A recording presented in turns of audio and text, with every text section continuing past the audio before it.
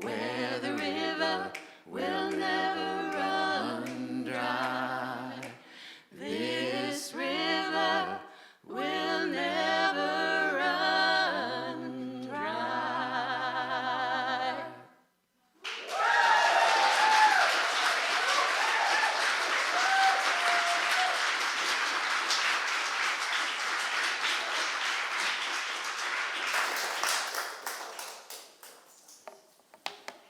What in the world?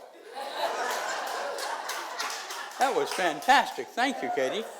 Thank you, Carol. You're doing everything this morning. I know. So thank you so much. This morning as we begin, I just want to share with you a story about a fellow who went to the doctor. And he said to the doctor, or the doctor said to him, anything else you need, are you concerned about? He said, yeah, I'm really concerned about my wife's hearing. I don't think she hears me very well, and I'm wondering how I can check out how bad it is. And the doctor said, well, what you do is when you go home, you get about 30 feet away and you ask her a question. And then you go about 10 feet, 20 feet away, and then you go 10 feet away, and then you go 3 feet away. So the guy said, okay, fine, so he went home. He was about 30 feet away from his wife, and he said, and she's cooking in the kitchen, and he says, honey, what's for dinner? No answer. He takes another step, 10 feet closer. Honey, what's for dinner? No answer. Takes another step. Now he's only 10 feet away. Honey, what's for dinner? Raises his voice a little bit. No answer. Gets 3 feet from her. He says, honey, what's for dinner? She said, I've told you 4 times, Irish stew.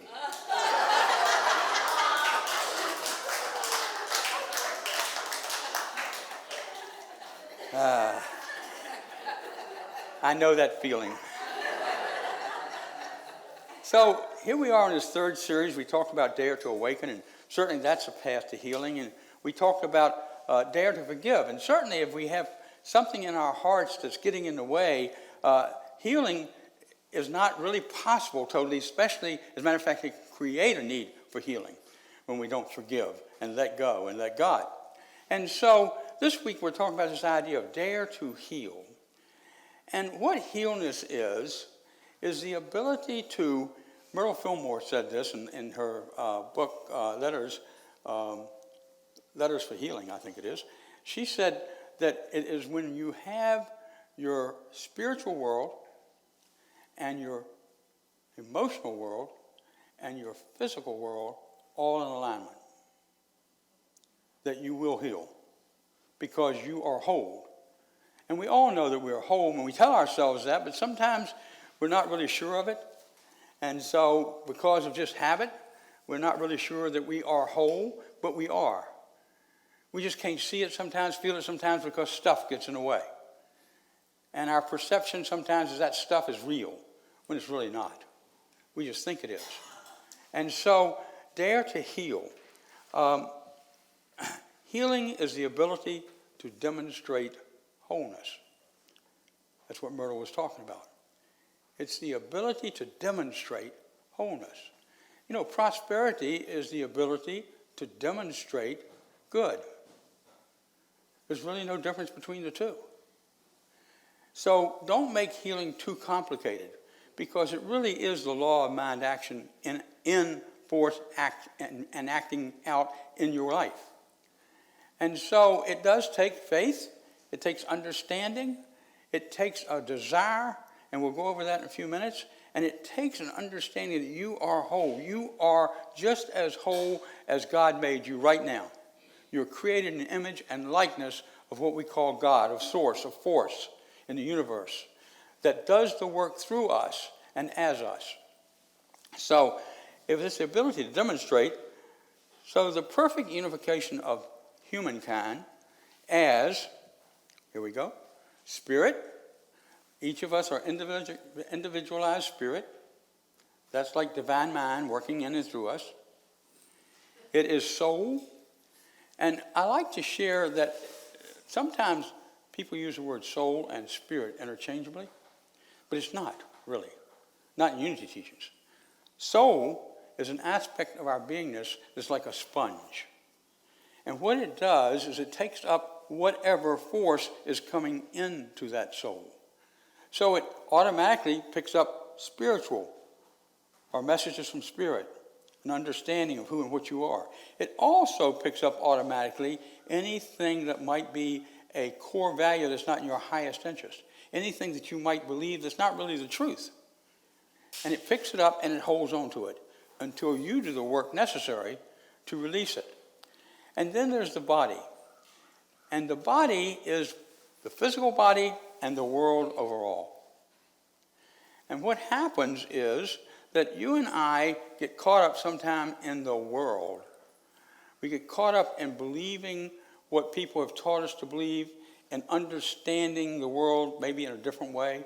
That it's okay to be angry, it's okay to judge people, it's okay to live in drama, it's okay to feel like a victim. And I know we all want to do that from time to time. It just feels good for a moment. But I don't encourage that, and I try not to do that myself.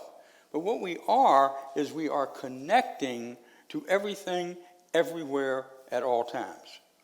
And so when you see your body as spirit, soul, and body, as you see yourself as spirit, soul, and body, then you know that God, as we use that word, our source, or the force in the universe, our energy, is who and what you are and is flowing through you. Now, one of the neat things about energy is all of us know it changes forms.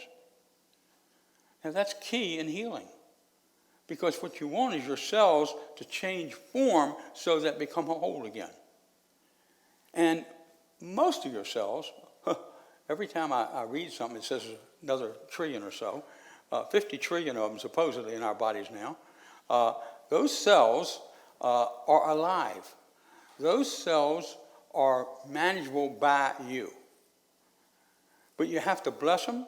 You have to know that they're loving you and you love yourself. And you have to step into that cellular force so that the healing takes place. And as we do that, we find out that we have steps to wholeness. And these are the steps that I would share with you. They really came from Myrtle Fillmore. I should give credit where credit is due, who is a co-founder of Unity. And here are the keys to healing. 1, acknowledge your need for healing. Don't deny that you need healing. Sometimes we've been taught in Unity, maybe people taught, if you think positive, don't even see any problem. Deny that problem's there. That's not the key, because the problem continues to grow if you are in that mode. But when you say, I deny that this situation, my need for healing emotionally, spiritually, or physically, when we deny that and say, I deny it has any power over me, it's then that spirit can do its work and flow in and through us, and so that we can then come alive and actually heal. Embrace your disease. There was a woman that taught me this so beautifully. And she came to me and told me that she had pancreatic cancer. And the doctors gave her 3 months. But she looked at me and said, I'm going to outdo that. And I said, well, and I don't even remember saying it, but I said to her, well, embrace your disease. Embrace your disease. And she took that home, and she shared with our congregation much later that what she did was she embraced her disease. She loved every cell in her body, no matter how it was acting. She respected every cell in her body. And in embracing that disease, she said she learned to love herself. Because what you're doing is loving yourself. And when we love ourselves and when we embrace that which needs to be healed in a positive way, then the healing and the path to healing takes place. It's an automatic. And then we pray and bless every cell in our bodies. Every cell. Even the one that's acting up. And even the one that's getting out of alignment. It just does from occasion to occasion. But cells have the intelligence to heal themselves. It was, and I may have said this before, but you know, it was in 1885, that Myrtle Fillmore said every cell in my body has intelligence. In 1992, science declared every cell in our body has intelligence. See, we're coming together, all right? But she understood that and believed that, and it helped cure her. And the other one that I mentioned a while ago is love yourself. You are whole and perfect just like you are. You might have made some mistakes. I have. You might have misunderstood someone or something, and it created a big rift between you. You may have a relationship that didn't go the way you wanted it to, and you're still hurting from it. You may have an emotional issue that you're dealing with. Or you may have a physical issue that you're dealing with. But they all are healed the same way. And it's always by loving yourself, just as you are. And if you don't like something about yourself, change it. You have every right to do that. Then you can say, I love myself even more. Because I changed the behavior that was getting in the way of me trying to love myself. And the fifth one is, and this is a hard one, I know, release fear. If we believe what we believe, that there is this consciousness that continues forward, and I don't know what it looks like after we make our transition. I have no idea. I just believe it's there. I think it's the one thing in us that continues no matter what. If we believe that, then we do not have to fear death. And the reason we fear disease sometimes is because we fear death. And so we need to release that and let go of it. And again, say, I am whole like I am. I'm loved by others. I'm loved by that source that created me. I am created in that image and that likeness. And so therefore, I have nothing to fear. Nothing at all to fear. Because in this now moment, no matter my condition is, I am just fine. It's taking ourselves to that now moment and standing in that now moment. And then as we release fear, we give thanks. Now, I would suggest you give thanks all the way through the process. Don't wait until you get to the end, okay? Give thanks as a positive affirmation that you are healing or have been healed. It's interesting to me that if we cut our finger a little bit, that we don't get all fearful that it's not going to heal. It just heals, right? That's because we have no fear, we understand, that's no big deal. But if somebody tells me I have some kind of heart issue or cancer or some other issue that's it creates disability and creates in me a sense of not being whole, start giving thanks then.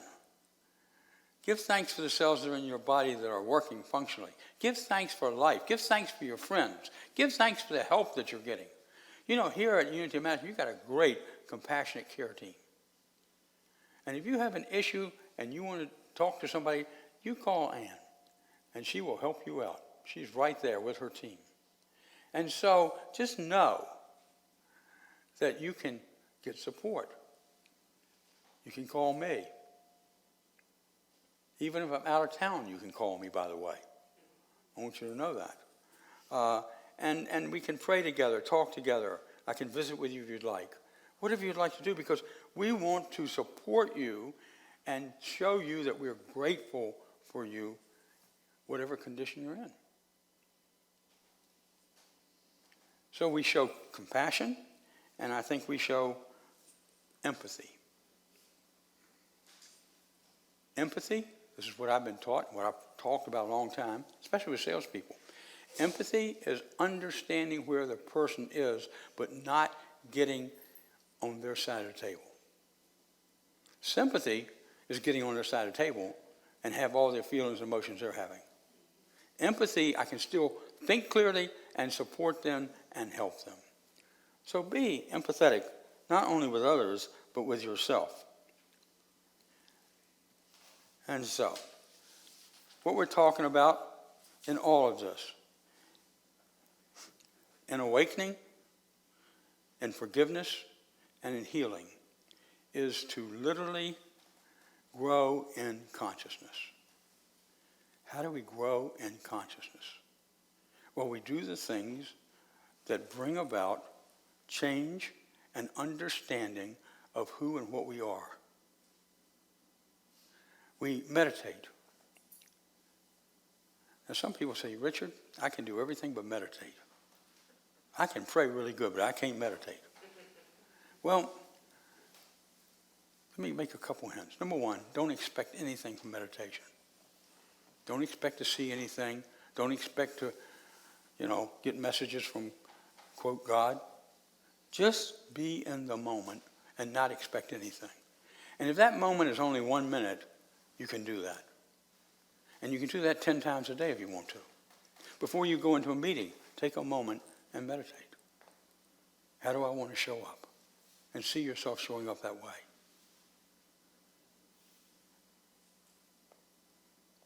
Not only meditate, but pray for your desires, healthy desires, good desires, and give thanks for them. When you do that, you start to grow consciously. Set something up as a routine, such as a walk. If you're really fond of nature and love to get out, go for a walk. You get the benefit of health, and you get the benefit of feeling what God is and what the Spirit is working in and through you. And so, do an exercise. You might journal and write down what you're concerned about. Write down any fear you have. It's okay. Because what's going to happen is that fear is going to dissolve in a moment. Because you're created to live in wholeness, not fear.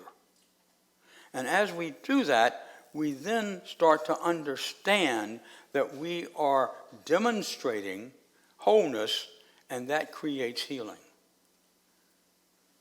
We're using the law of mind action. We're focusing on what we can perceive that's positive, and then we can achieve that healing, no matter whether it's emotional, physical, or spiritual. And by the way, it's really important to grow in spirit. And as you grow in spirit, it's important to understand that you are able to heal, to love, truly love, unconditionally love. I've had people tell me that's not possible. It is possible. It's possible to see through what we think people's stuff and love them just the way they are.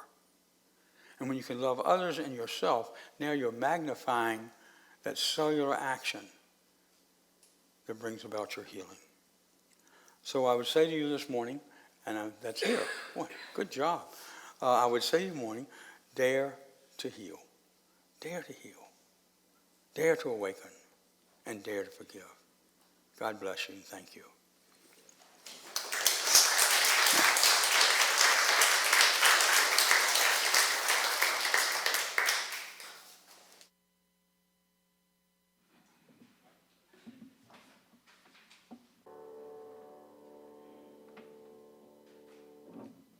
So let go. And as you let go, feel within yourself everything coming together. Be in this now moment.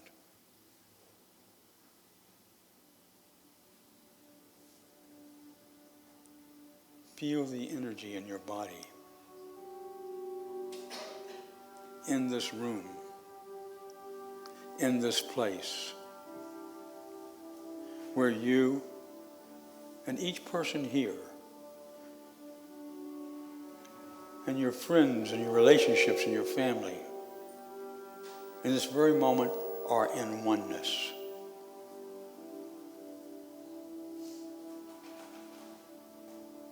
That oneness is the power within you.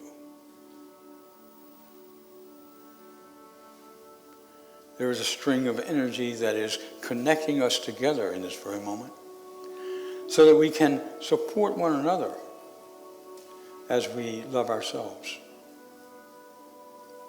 We can say yes to our healing.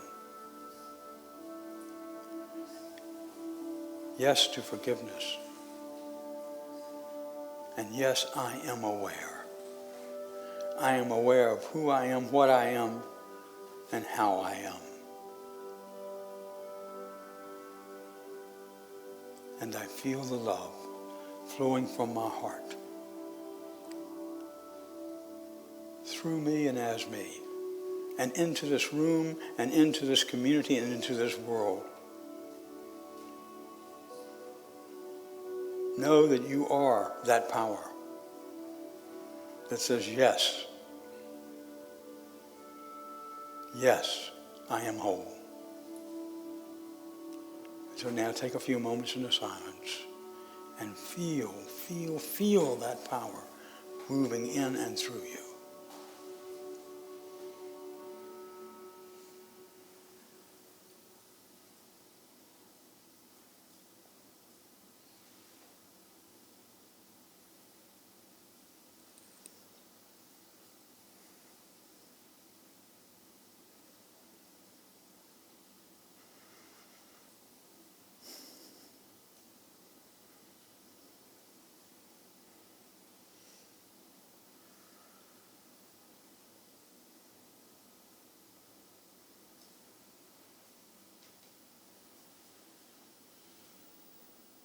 And let's affirm together, I am whole. Together, I am whole.